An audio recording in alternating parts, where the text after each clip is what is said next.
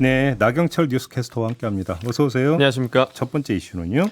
네, 코로나로 인해서 아직도 많은 분들 힘든 시간 보내고 있는데요. 특히 우리 대학생들 학교에 가지 못하는 상황을 2년 가까이 견뎌야 했습니다. 그렇죠.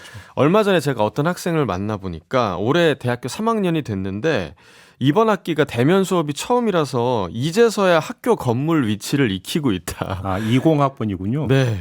그런 얘기를 하더라고요. 그러니까 자, 이 학생들이 지난 2020년 20학번 코로나가 터진 해에 입학한 이른바 코로나 학번인데요. 예, 당시 첫 비대면 수업을 받아야 했던 전국의 대학생들이 모여서 등록금 반환 운동 본부라는 걸 만들었습니다. 이 모임은 질 나쁜 비대면 수업으로 인한 학습권 침해를 이유로 대학을 상대로 등록금 반환 소송을 냈는데요. 학생들은 특별히 이제 학교에서 실습을 해야 하는 예술 전공 학생들의 경우에는 등록금에 포함된 실험 실습비 및 시설 사용료를 전혀 지출하지 않았기 때문에 대학이 부당 이득금을 돌려줄 책임이 있다라고 주장을 했는데 이에 대학 측은 대면 수업을 하진 않았지만 교수와 직원들에 대한 인건비 동일하게 지출됐고 방역과 온라인 수업 시스템 마련 등의 비용이 더 들기도 했다라고 주장한 것으로 전해졌습니다. 예. 결국 이 소송의 1심 결과가 어제 나왔습니다. 서울중앙지법 민사 47부는요.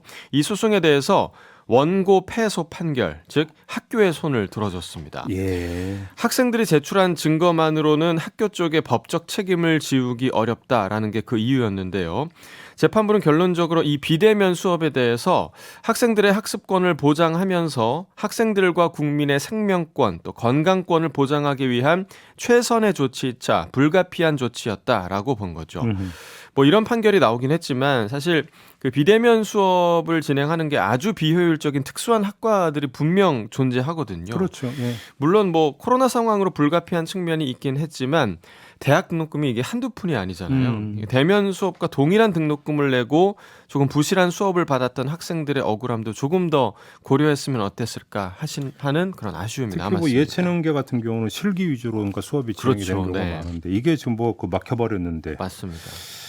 네, 하여간 법원의 판단은 가끔 상식과 많이 다른 경우가 있죠. 네. 자, 두 번째 이슈는요. 자, 지난달에 여기도 이슈에서 한번 전해드렸던 소식이었습니다. 코레일이 지난 7월 말부터 여름 휴가철을 맞아서 한 달간 주말에 한해서 KTX 강릉선 무정차 열차를 운행을 했었는데요. 네. 그 과정에서 이제 강릉 지역 4선 국회의원인 국민의힘 권성동 원내대표가 개입한 것 아니냐라는 의혹에서부터 지역구를 챙기기 위한 철도 사유화다라는 비판까지 이렇습니다. 네네. 사실 그 강릉 여행하는 관광객들이 편하게 이용할 수 있는 측면에서는 분명 긍정적이었지만 이 무정차 운행 때문에 강원도 지역 시민들이 주로 이용해온 무궁화호 열차 운행이 일부 중단이 돼서 불편함 호소하고 있다라는 소식을 전해드렸었는데요. 네네. 그런데 그렇게 신설이 됐던 KTX 강릉선 무정차 열차가 또 10월부터 운행이 중단된다고 합니다. 계절적인 수요 변화가 그 이유라고 하는데요. 코레일은 가을에 접어드는 9월부터는 강릉선 이용객이 감소할 것으로 예상돼서 시범 운영을 종료한다라고 밝혔습니다. 겨울바다도 많이 가는데. 그렇죠. 좋죠. 겨울바다. 아, 격하게 지금 공감하셨습니까? 네, 맞습니다.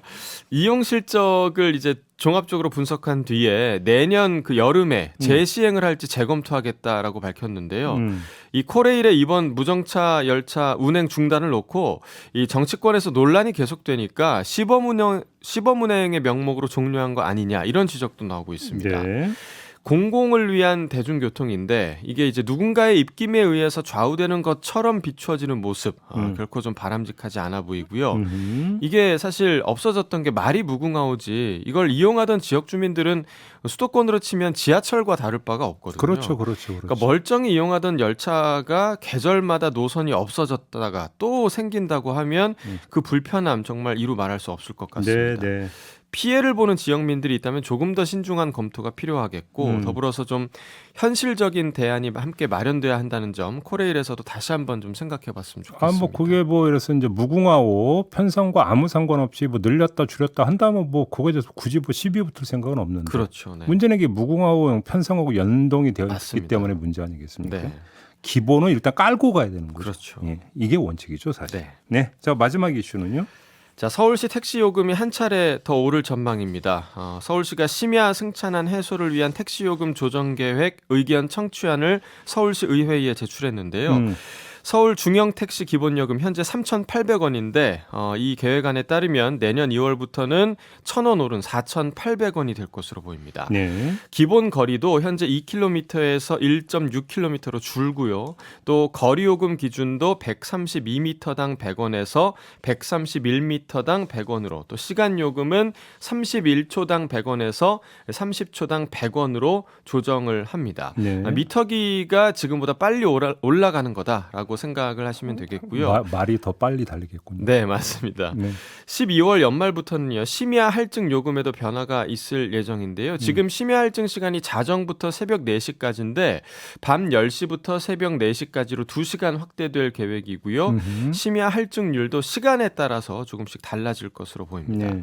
자, 이번 서울시의 대책, 택시기사들의 심야 운행에 대한 유인책의 일환으로 해석이 되고 있습니다.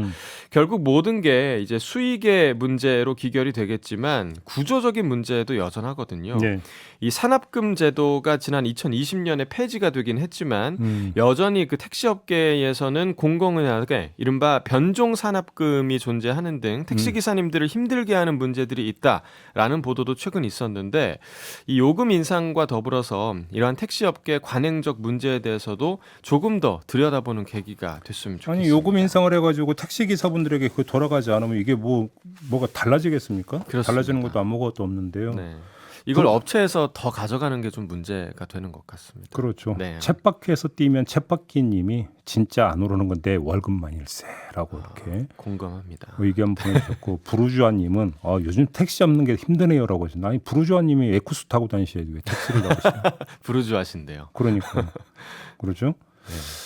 현님은 택시 요금이 너무 오르면 이용을 덜하지 않을까요? 뭐 이런 의견을 주셨는데 물론 그럴 수는 있습니다만 이제 심야 택시 잡기가 참 너무 힘든다. 네. 여기서부터 이제 이야기가 시작이 됐던 거 아니겠습니까? 맞습니다. 아무튼 제가 볼 때는 핵심은 택시 기사의 처우를 얼마나 향상시켜서 이게 좋은 어떤 일자리를 해서 사람들이 몰리게 하느냐. 맞습니다. 이게 핵심인 것 같은데 과연 요금 인상이 그 대안이 될 수 있을까? 네. 이게 평가 포인트인 것 같은데요. 네. 실제로 그 택시 기사가 한 30% 정도 줄었다고 하더라고요. 그러니까요. 네.